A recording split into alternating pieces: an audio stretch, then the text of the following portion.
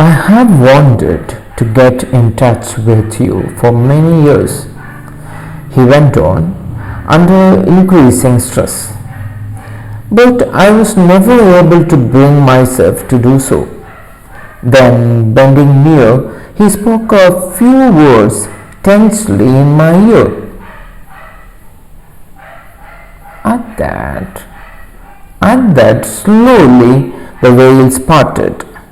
My thoughts sped back a quarter of a century, and with a start I remembered the sole occasion when I had seen this man before. That's it. Actually, now this man became too much tensed. If he could, if the writer could understand the man from the name or from whatever he's talking to this writer, there was no need of revealing something secret. So that's why his mind is so much tensed. എന്തോ പല കാര്യങ്ങൾ പറഞ്ഞിട്ട് മനസ്സിലാവാണ്ടാകുമ്പോൾ നമ്മൾ ഏറ്റവും കാതലായ ഒരു കാര്യം ചിലപ്പോൾ അവരോട് പറയേണ്ടി വരും. അപ്പോൾ ആ ഒരു കാര്യം പറയുക എന്ന് പറയുന്നത് പലപ്പോഴും വളരെ ടെൻഷൻ ഉണ്ടാക്കുന്ന ഒരു കാര്യമാണ് പലർക്കും. അപ്പം കാരണം അത് അത്രയും ക്രിട്ടിക്കലായിട്ടുള്ളൊരു മൂമെൻ്റ് ആയിരിക്കും അവർക്കിടയിൽ സംഭവിച്ചിരിക്കുന്നത്. അപ്പം അത് പറയുമ്പോൾ ആയിരിക്കും ചിലപ്പോൾ ആ വ്യക്തിനെ കൃത്യമായിട്ട് മനസ്സിലാക്കുന്നത്. അപ്പം ആ ഒരു കാര്യം കൂടി ഇവിടെ പറയേണ്ടി വരുമോ എന്ന് പറയുന്നൊരു ടെൻഷനും കൂടി ഇദ്ദേഹത്തിന് ഈ പുതിയ ആൾക്കുണ്ട്. Okay, so that's what he says. He just continued that for many years he tried to contact the doctor, but because of some other reasons he couldn't. So he tried his level best to make the writer remember, but no chance, nothing. So what he did, he came forward and said something in a low voice to the writer's ear. റൈറ്ററിൻ്റെ ചുവട്ടിൽ എന്തോ ചില മാന്ത്രിക വാക്കുകൾ പറഞ്ഞു, ചില എന്തൊക്കെ വാക്കുകൾ പറഞ്ഞു. So by hearing that, suddenly the writer just started to recollect something that happened in the past. എന്തോ ഒരു അപ്പോൾ ആ ഒരു കേട്ടത് എന്തോ ഒരു ആ ഒരു ഓർമ്മകൾ എന്തോ ഒരു മൂടിയുടെ പുറയിൽ മറന്നു കിടക്കുകയായിരുന്നു, അല്ല മറവിയുടെ പുറയിലായിരുന്നു.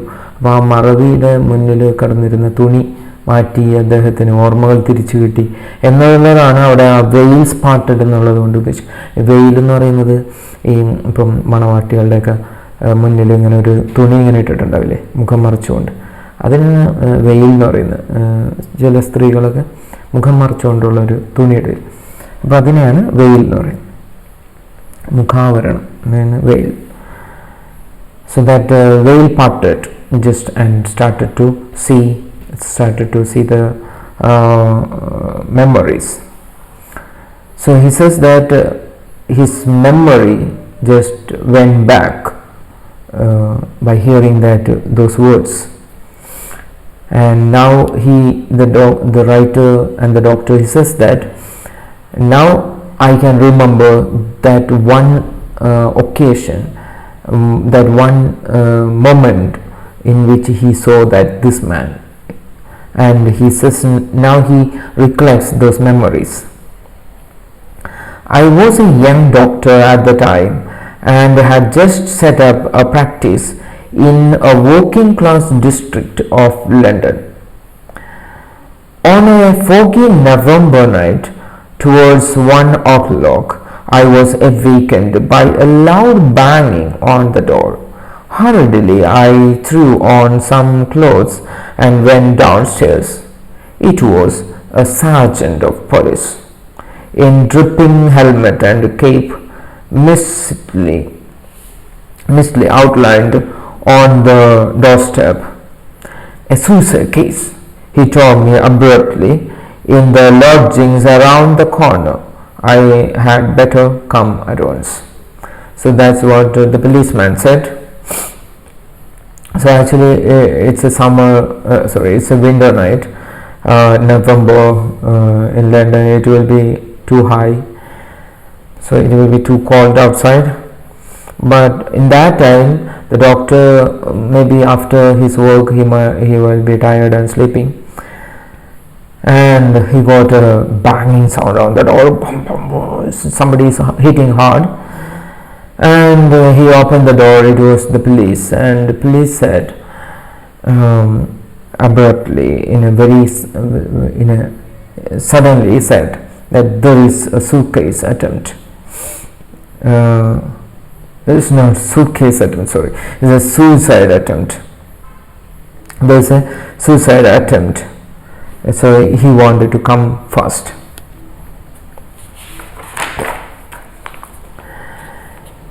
We walked the short distance in silence, even our footsteps muffled by the fog, and turned into the narrow entrance of an old building.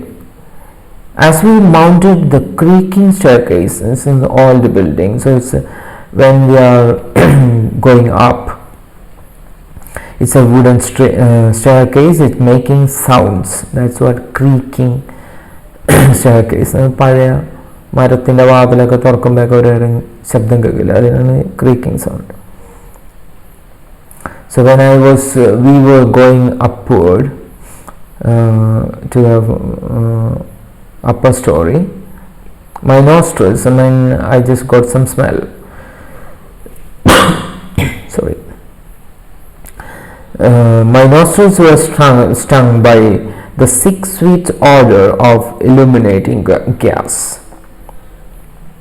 Actually, illuminating gas means it's kerosene. Kerosene is mannana. And on the upper story, the agitated landlady he could see a tensed landlady. Landlady means it's a owner, the house owner of that building. Landlady showed us to a bare little attic where, stretched on a narrow bed, lay the body of a young man. So the landlady she just got shocked, tensed. And so the attic means it's a തട്ടിമ്പുറം. പല പഴയ വീടുകൾക്കൊക്കെ മരത്തിൻ്റെ മച്ചൊക്കെ ഇട്ടിട്ട് അതിൻ്റെ മുകളിൽ കുറച്ച് space ഉണ്ടാവും, പഴയ സാധനങ്ങളൊക്കെ ഇട്ട് വെക്കാനൊക്കെ. അപ്പോൾ അവിടെ ആണ് ഈ ഒരു യങ് മാൻ വാടകയ്ക്ക് താമസിക്കുന്നുണ്ട്. അപ്പോൾ അയാളെയാണ് കാണിക്കുന്നത്. അയാൾ എവിടെയാണ്? Is lying on a bed. So that's the man who tried to commit suicide. Although apparently lifeless, so the doctor checked the man, that young man is apparently lifeless. That is, by bare hand we feel that he is dead. അപ്പോൾ ഇനി മരിക്കാൻ ഇനി കുറച്ചും കൂടിയൊക്കെ ഉള്ളൂ. There remained the barest chance that the young man was not quite beyond recall.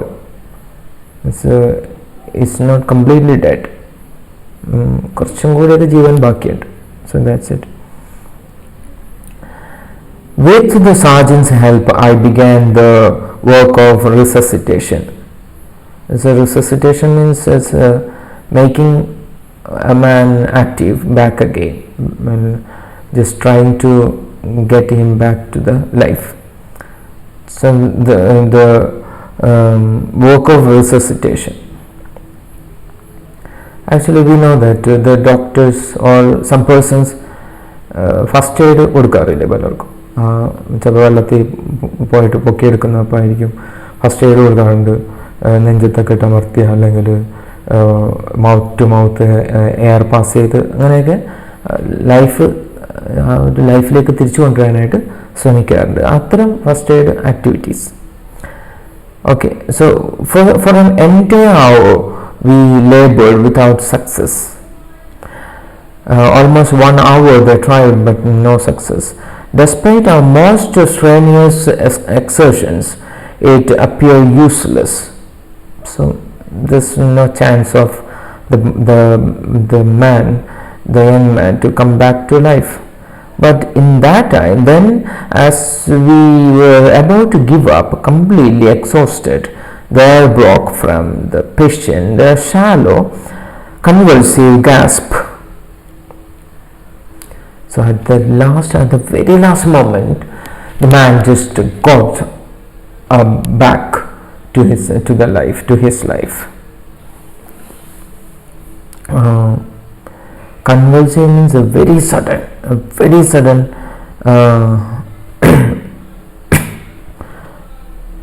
yes.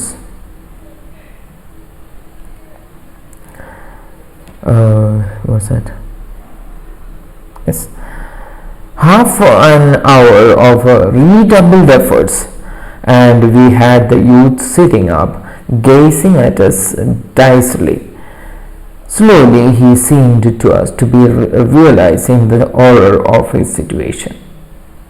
So it says that after some time, after a redoubled task, ഇതുവരെ ഉണ്ടായിരുന്ന പോലെയല്ല, മാക്സിമം എഫേർട്ട് എടുത്തുകൊണ്ട് ഡോക്ടറും പോലീസുകാരനും അതുപോലെ തന്നെ ലാൻഡ് ലേഡി എല്ലാവരും ഒരുപോലെ പരിശ്രമിച്ചിട്ടുണ്ട്.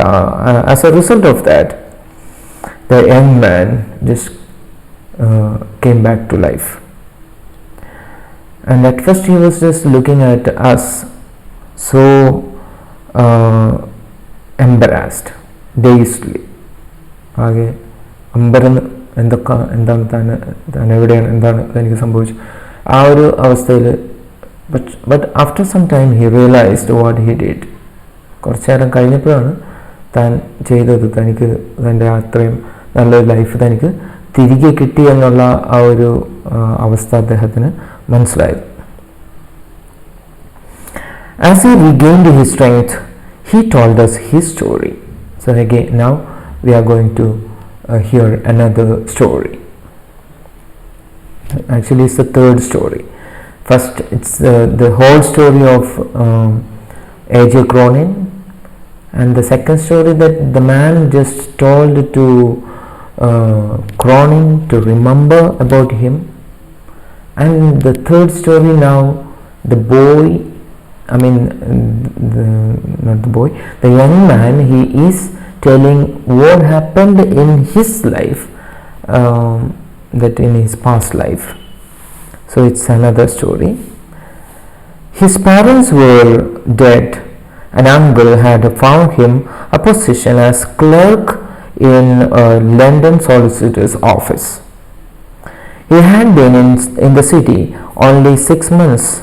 Utterly friendless, he had fallen victim to the loose society of the streets, had made bad companions, and like a young fool eager to taste pleasure far beyond his means, had begun to bet on horse rides. So that's what he did. He just got a small job and he didn't get any good friends. He couldn't get good friends, but he got the friends from the street, and definitely some bad boys, and his company like that, and his life became like that. He wanted to make money so fast. So what he did, he just started to gamble, started to spend money on gamble, bet, pandam vekka. So he started to bet on the horse ride, kudira pandayathil. Soon he had lost all his small savings. We know that he's a small clerk and he won't have that much money, but thinking that next time he will get money, next time I will get money, next time I will get money, next time, all the time he is losing his money. അടുത്ത പ്രാവശ്യം എല്ലാം ശരിയാവും. പലപ്പോഴും നമുക്കൊക്കെ പറ്റുന്നതൊക്കെ തന്നെ അല്ലേ, അടുത്ത പ്രാവശ്യം ഞാൻ എല്ലാം ശരിയാക്കും, അടുത്ത പ്രാവശ്യം പറയൽ മാത്രമേ ഉണ്ടാവുള്ളൂ, ഒരു പ്രാവശ്യം ഒന്നും ഒരു കാര്യവും നടക്കലുണ്ടാവില്ല. So that's the case here.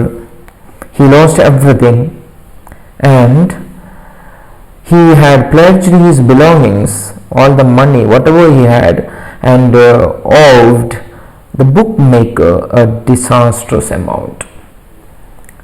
Bookmaker means bookmaker is not a person who is making the book. Book ഉണ്ടാക്കുന്ന ആളല്ല ബുക്ക് മേക്കർ എന്ന് പറയുന്നത്.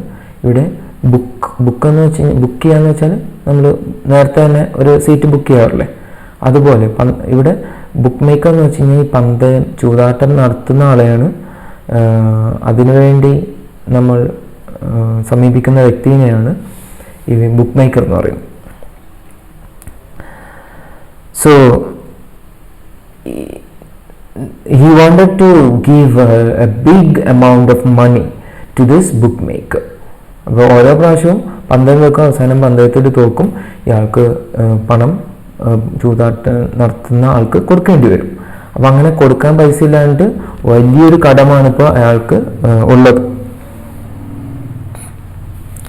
So what did he do? In an effort to recoup, he had taken a sum of money from the office safe for a final gamble that he was assured was certain to win. അപ്പോൾ ഇനി അടുത്തൊരു കുതിരപ്പന്തയം വന്നു. അപ്പോൾ എന്ത് ചെയ്തു? ഒരു പന്തയത്തിലും കൂടി പങ്കെടുക്കാം, അതിൽ ജയിച്ചു കഴിഞ്ഞാൽ തനിക്ക് നഷ്ടപ്പെട്ടതെല്ലാം തിരിച്ചു കിട്ടാം എന്നുള്ളൊരു പ്രതീക്ഷയിൽ അദ്ദേഹം ഈ ആളെന്ത് ചെയ്തു? he just participated in another bet, and for that actually he had no money. So what he did, he stole some money from his office. He just went to steal some money from the office. ഓഫീസിൽ നിന്ന് കുറച്ച് പണം മോഷ്ടിച്ചു. And he had a hope that he will get all the money back, but nothing happened all happened as before. But this last resort had failed. Terrified of the prosecution that must follow, sick at heart, sunk in despair, he had shut himself in his room and turned on the gas. That's what he did. Now he feared a lot. He feared about the law. That is, he stole some money, so definitely there will be a police case, and the prosecution, the court procedures, and the punishment. Then he actually is a very poor boy, a poor young man at heart, so he just fell in despair.